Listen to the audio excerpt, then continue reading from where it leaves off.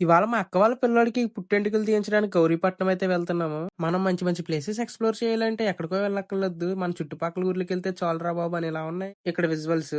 మేము వెళ్ళే దారిలో అక్కడ కొన్ని కోతులు కనిపిస్తే క్యాప్చర్ అయితే చేశాను వీడియోలోకి. చాలా కోతులు వ్యాన్ ఆప్ కాసేపు చూద్దామంటే వ్యాన్ లోకి వచ్చేసి ఇలా ఉన్నాయి. ఇంక అందుకే వ్యాన్ ఆపకుండా వెళ్ళిపోయాం. ఎర్లీ మార్నింగ్ డ్యామ్ మీద ఇంత మంచి సన్ రైజ్ చూస్తానని అస్సలు అనుకోలేదు. చివరగా మేము గౌరీపట్నం అయితే రీచ్ అయిపోయాం. ఇంక వెళ్ళిన తర్వాత మా బుడ్డోడికి గుండు కొట్టించాలి కాబట్టి ఎంత ఏడుస్తున్నా సరే గుండె అయితే కొట్టించేసాం. బబులు గడి గుండెకి ఎండ తగులుతుంది కాబట్టి చిన్న క్యాప్ అయితే కొని క్యాప్ అయితే పెట్టేసింది మా అక్క.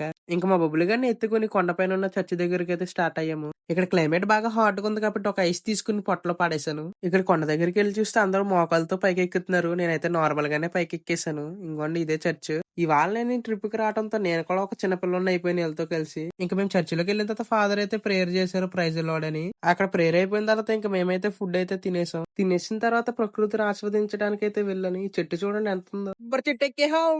ఇదంతా ఎంత ఉంది.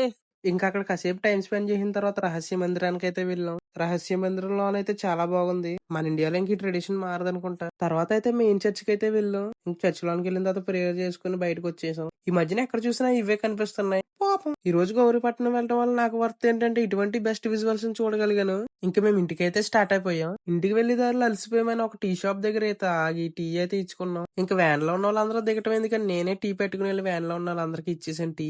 ఇంకా నేను టీ తాగిన తర్వాత బొమ్మ లాంటి మేక అయితే నాకు కనిపించింది. సారీ అది ఇంతకీ మేక కాదు, గొర్రె. ఇంకా నా మేక దగ్గరికి వెళ్ళి అన్నయ్యని అడిగాను, అన్న ఓ వీడియో తీసుకొచ్చండి, తీసుకో తమ్ముడు అన్నాడు. ఇంకా నేను అన్నయ్యకి బాయ్ చెప్పేసి వ్యాన్ అయితే ఎక్కేసాను. ఇంకా మీరు ఫాలో కొడితే నెక్స్ట్ బ్లాగ్ తో కలుస్తాను. ఇట్లు మీ ఆటగాడు. బాయ్.